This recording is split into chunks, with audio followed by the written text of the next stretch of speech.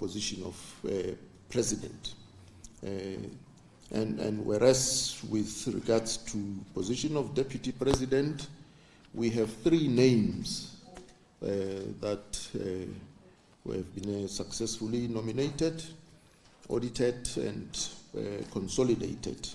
So for Comrade Paul Mashatile, the tally is 1,791. 1,791. And for the next name, which is Ronald Lamola, the total tally is 427. And for Comrade Oscar Mabuyani, the total tally is 397. 397. Those are the 3 nominees for position of deputy president. And then for position of national chairperson, we have Stanley Matabata, and his tally is 1,492. 1,492. And for Mantashe Gwede, the total tally is 979. 979. And for David Masondo, the total tally is 501. 501. Those are the 3 names nominated for position of national chairperson.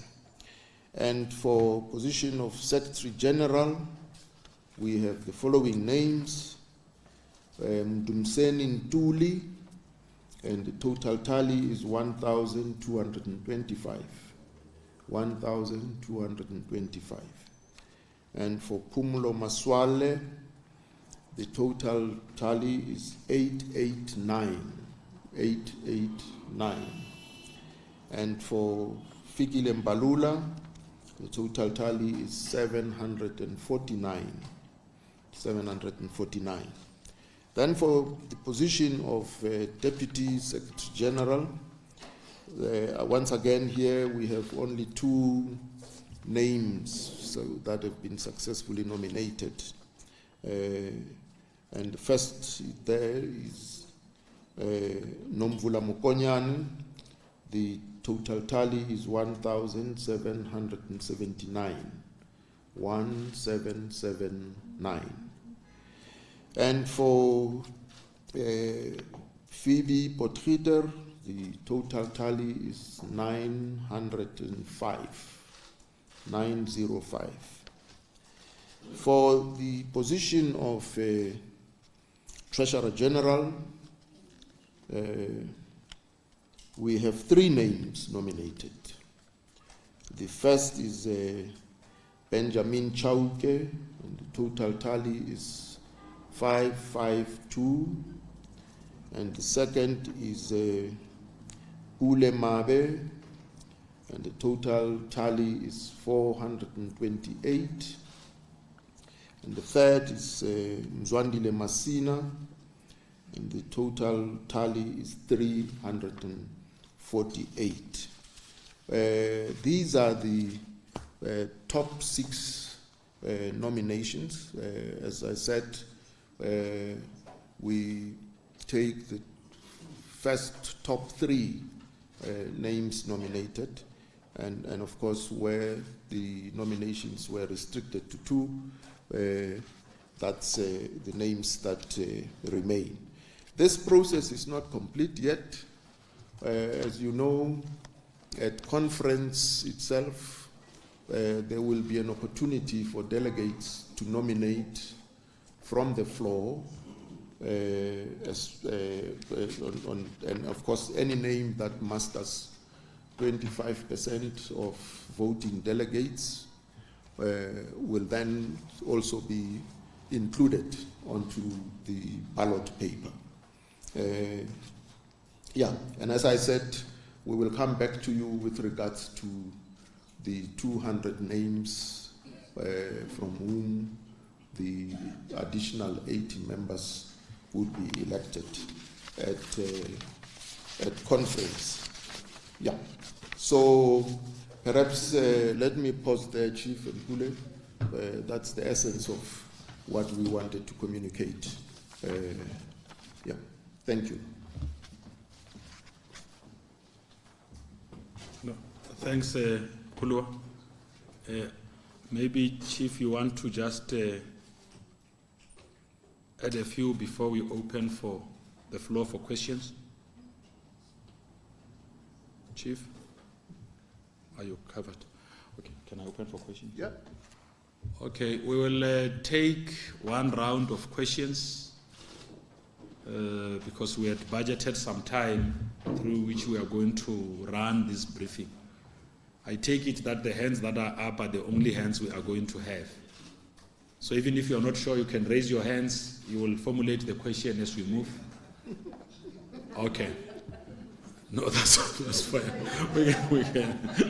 We can start so that you don't miss out on the... Okay, let's start the front row. You can introduce yourselves. Now I know your names, but Mkulua might not.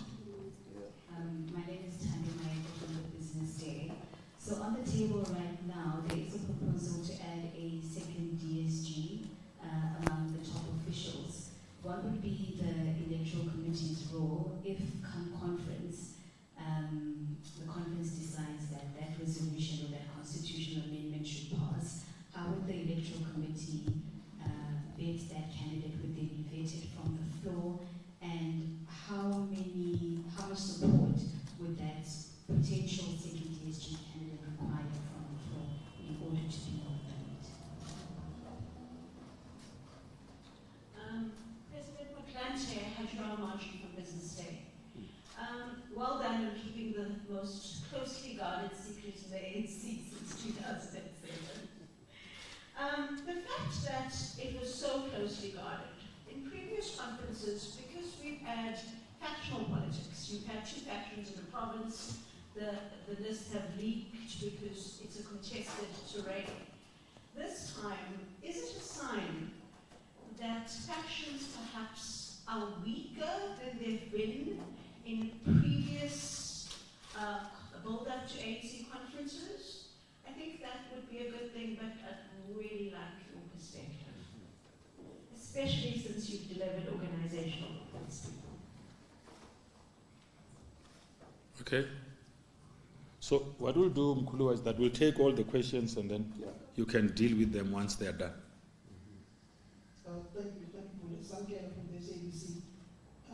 Former Deputy President Motlanthe, on the issue pertaining to the nominations that have come to us for, when you look at the tensions that we're seeing in some provinces, particularly in the branch general meetings, and we have delivered the organizational report before, how would you characterize the state of the ANC in this conjunction, looking at the process that you've just undertaken? Then secondly, some leaders of the ANC are saying the proposals by your committee that you're going to break up the election of the top six into two different parts is unconstitutional in the constitution of the ANC, as we have to elect the entire top six at once and not break it up by electing the president, the DP, and the SG first and the other positions later. How are you going to navigate through those specific waters? And on the issues of campaigns and those who need to declare their donors for this conference, how many of the contenders in the top six have divulged their donors for this December elective conference thus far? And from the nominations that you've just read out now, can you say clearly that Dr. Nkosazana Zuma and Lily Sisulu have not met the threshold of branch nominations to appear on the ballot? Then lastly, I'd like to ask a question on behalf of also asked, as a former head of state, what would be the best way to tackle South Africa's electricity shortage, particularly after having spoken to the Eskom CEO and the regulator who says we need a further 4 to 5 gigawatts of electricity to be added on the grid, which is the size of Pussy. Thank you.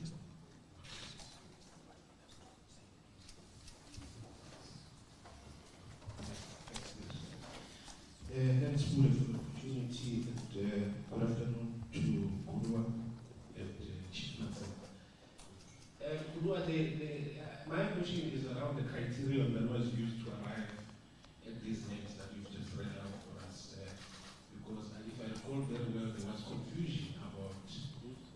so-called top 3, or in fact you said now when you started by being nominated by province, but if I recall as well, Kuluwa says, just repeat your name.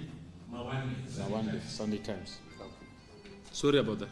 not a problem, not a problem. So I was saying, when you started here, you said the criteria is that of a province, which is the old criteria that we know.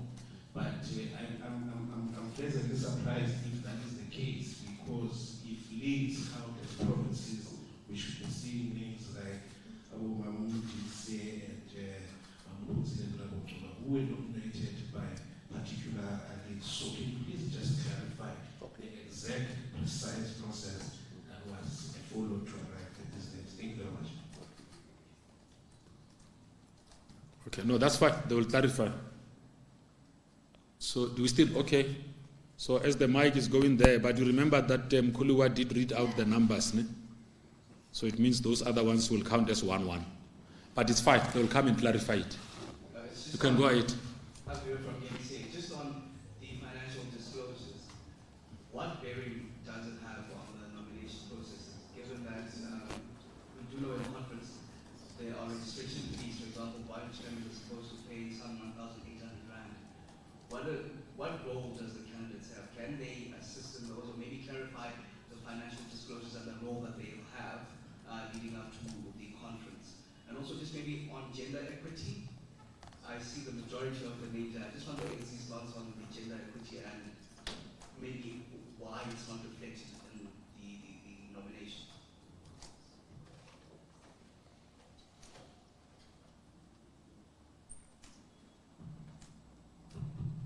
It's Naya Tonje from Power FM News. I understand that there's that constitutional amendment that may be first on the agenda come conference where there's a proposal to have a second DSG. What role does the Electoral Committee play in that regard? Thank you. So it's almost a similar question to what Tando asked. Thank you. Potato Malisa and the Sunday Times. I was also covered by Makuli, but I just wanted to add, perhaps just to clarify if whether there was anyone who declined nomination and what were the reasons given. Secondly, did your committee, Kulua, exclude anyone from contesting for whatever reason? Can you clarify if there was any such and what were the reasons for striking the person's name? Thank you. Okay. Kuluwa, Chief Matsela, it looks like these are the, yes, Junior? It's the last hand. Junior Kumalo from News 24. Just a quick question from myself. The Electoral Committee indicated that it was also in the process of receiving the outstanding reports from the Integrity Committee before it makes a final conclusion on the candidates.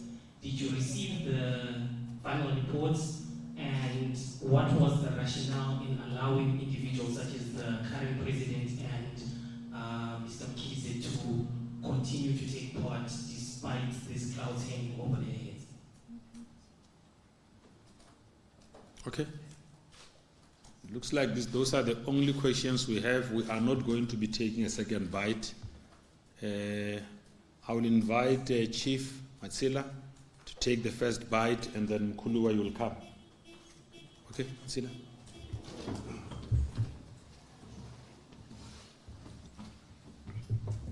Thank you very much, Comrade Pule, our chair, Comrade Kgalema Motlanthe.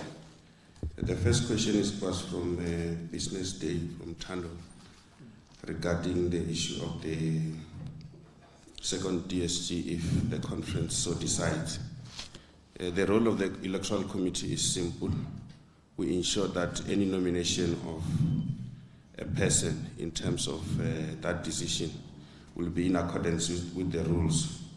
And in this case, if that becomes an issue, anyone nominated from the floor should receive 25% of support amongst the delegates to conference, as our chair has already explained. Then Ajra from Business Day also. The issue of the information being closely guarded is also part of the rules of the Electoral Committee, which will ensure that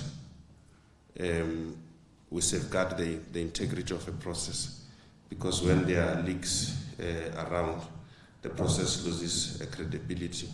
But also credit to members of the African National Congress and the leaders who have been observing the rules and going into campaigning and nominations in terms of the rules. It's not even about factions being weak, but it's about factions being totally abolished by the rules. The rules don't allow any space for faction. That's why if you see the configuration as the numbers were mentioned, there's no list of people with the same number of nominations. Everybody is being nominated independently by the branches, and the consolidation paints a very clear picture in that regard. Samkelo, the issue of the character of and the state of the ANC at the moment, I'll leave it to the chair of the committee to respond to you. The matter of the 3 voting sessions being deemed unconstitutional, it's a malicious interpretation of the ANC Constitution. The ANC Constitution, in terms of the rules actually indicates that the top 6 can be elected separately. And in the past, in the 1990s, each position was elected at its own time, one at a time, from 1 to 6. So if you read the Constitution properly, you don't find that kind of interpretation to be correct. And we want to then ask comrades to really interpret the Constitution properly. You did say the issue of the donors to the campaigns being declared. Yeah, we do see a growing trend of those that are now declaring, and most of them have indicated that once they accept nominations, then they will also declare. So it's an ongoing exercise, one that so far has got credibility and respect amongst those that are being nominated. So we believe we are on the track, right. So you mentioned names of others that are not there. That process is the process of branches of the ANC.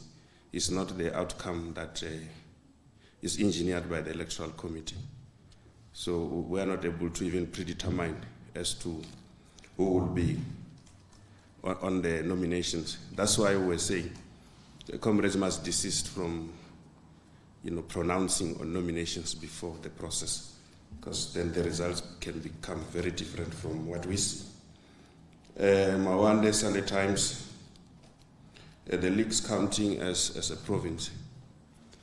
The challenge here is that you have the leaks that are not in good standing, because at the moment they are led by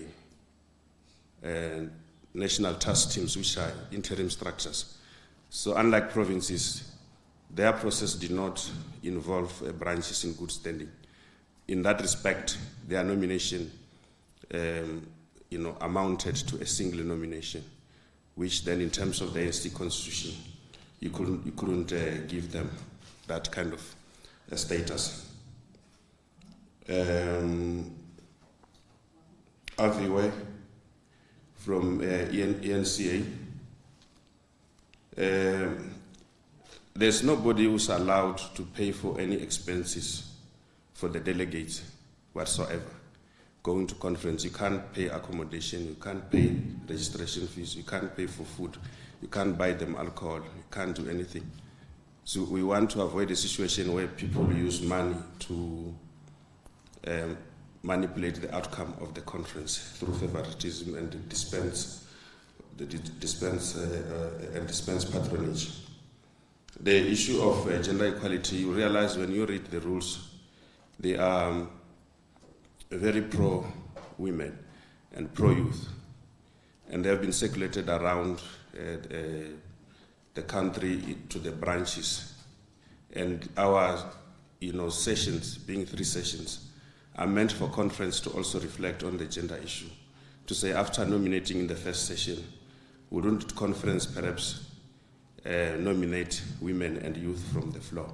And we think that they've got the right to nominate in terms of the ANC constitution. So that's why our chair is saying that this is not final. At the floor of the conference, we should still be hopeful that that's the case. But what the constitution of the ANC says is that the total 86 or so members of the NEC should include women, making up 50% of that composition. So in terms of compliance with the ANC constitution, we think that we should be able to do that when we look at the additional nominees. And in terms of the rules, we are able to make sure that women are given preference if they receive sufficient votes. And I also spoke about the issue of the second DSG. I think we've covered that particular issue. Hutazo from the Sunday Times, I think, he talked about, if we have disqualified anybody, and if anybody has declined nomination, there's nobody who has declined the nomination, and there's nobody who has thus far been disqualified. But safe to say that the process is still open for disputes and appeals, and objections, which might then lead to a different outcome. But so far, so good in terms of answering that question. Junior Kumalo, News 24, outstanding reports from the Integrity Commission. Did you receive the report? Yes, we are still looking at the reports. We have received them, and the final determination will be made once we are sure that those reports have been accepted by the NEC and have been implemented by the NEC. So that is still a work in progress in that regard. The unfortunate part is that some reports appeared to have only been noted by the NEC. And in that regard, their status become very difficult to enforce. And somewhere where the Integrity Commission could have ruled adversely, such rulings have not been implemented in some cases. But that is what will be taken up within the internal structures of the ANC to ensure that such issues are finalized. I could see that there was some level of not being satisfied with the issue of the leaks. Because what I was trying to explain, and I think the chair will explain it better, is that unlike the provinces, which had branches in good standing and nominated in thousands, the structure that made nomination, in this case, it will be at the level of the national task teams with some provincial delegates of about only 40 people. So in terms of our rules, that kind of nomination amounts to a single nomination. But what you should realize is that even if you are nominated by a province, we have a situation where we consolidate the numbers and then the top 3 make it to the ballot. That's why you see that some of the comrades in here are there also having been nominated by the leagues. So the final decision is based on who received the highest numbers in order of the top 3 and sometimes the top 2. I thank you.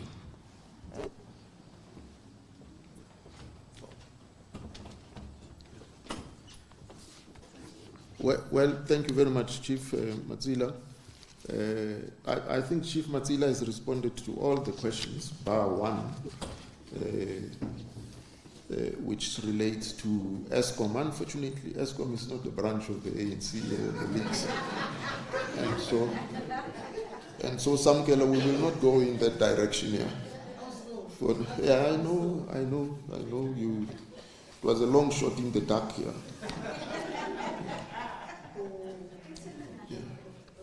Yeah.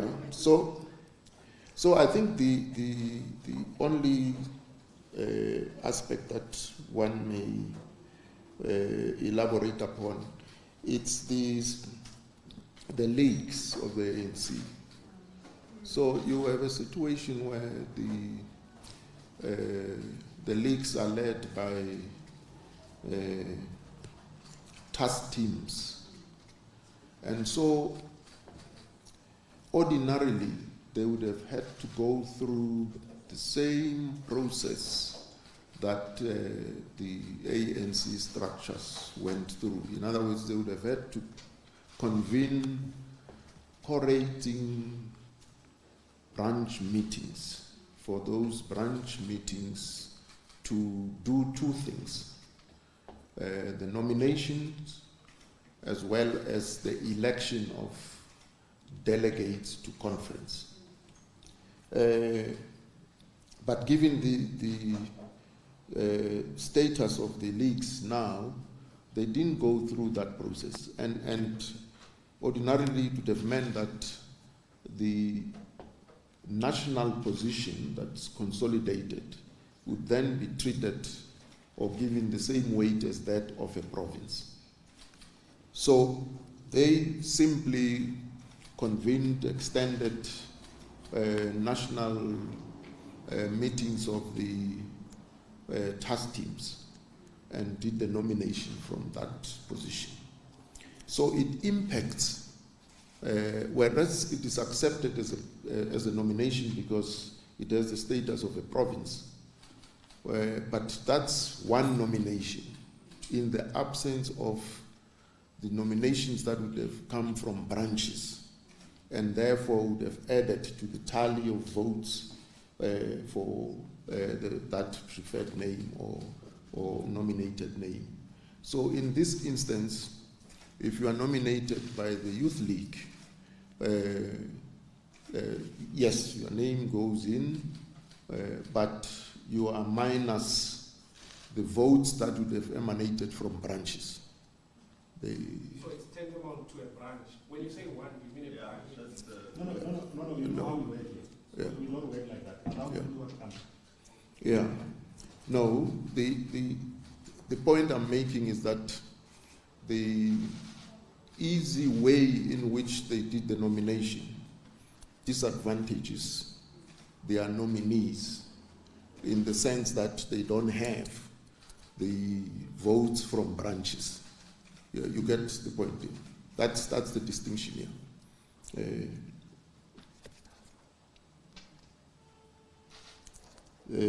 Yeah, that's the point where I thought it's necessary to elaborate a bit. And then the constitution of the ANC simply states that the election of officials would be separate from that of what it terms the additional members. So that's the 80, because the officials are not a structure in themselves. They are the National Executive Committee in terms of the constitution of the ANC. So they get elected first. Not at once. In the past, you would have elected the president first and then came back to announce and then asked for nominations from the floor and then nominated the others sequentially like that. So now, remember the resolutions of conference which gave birth to the Electoral Committee sought to undermine or eliminate the slate politics, the manipulations, and so on. So the rules are aimed at giving effect to that aim that the Constitution, rather the resolutions sought to address. And that is why the election of officials should be divided into two, so that delegates can see that in terms of the other criteria of demographics, representativity, gender parity, and all of that, they can see for themselves that, well, all they have is an all-male team. And then they can nominate from the floor to try and achieve that balance in the leadership. Now, because the officials are not a structure per se, they are, if you like, the core of the National Executive Committee, and that's how the Constitution defines them. We could not say the 50-50 parity rule would apply to them. But we did say in the rules that the nomination should follow the 50-50% guide. But of course, because it's nominations from different structures and so on, it's not possible to enforce that. But with regards to the nominations of the rest of the NEC, the 50-50 gender parity rule applies.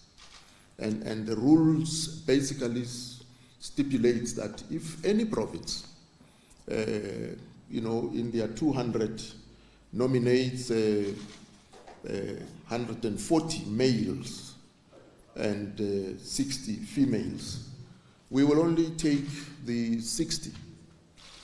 We will only consider the top 60 from that 120 or 140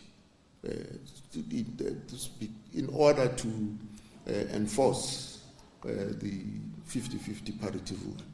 And so in the final ballot paper, that would have been factored in. Yeah. So, with regards to the don't do, like you can't sponsor as a nominee, you can sponsor any group of delegates. You can't quarantine them, you can't offer them anything. So the rules are clear that all delegates should use the accommodation provided for by the organization. So in the past, some of the delegates would have been quarantined, so they are kept away from everybody else, from the manner in which they are transported from the province, and where they are accommodated, and throughout conference and so on. That's so national conference is a structure in terms of the ANC constitution. Once it is convened, it is a structure. So the idea and the spirit of it is that you are there to influence and be influenced by others. So you have to interact with other delegates. Of course, armed by your own mandate from your own branch and so on. Yeah, those are the points that I thought needed a bit of elaboration. Thank you. No, thanks, Kulwa. I did indicate when we started that we are only going to take one round of questions. Let me take this opportunity to thank members of the media. The Electoral Committee will be coming to interface with yourselves on the other 200 names. If you have got a question, I take it that that question will still be as valid when they do the second round. So, write them down, Lady Boloke. When we come back, thank you very much. Thanks.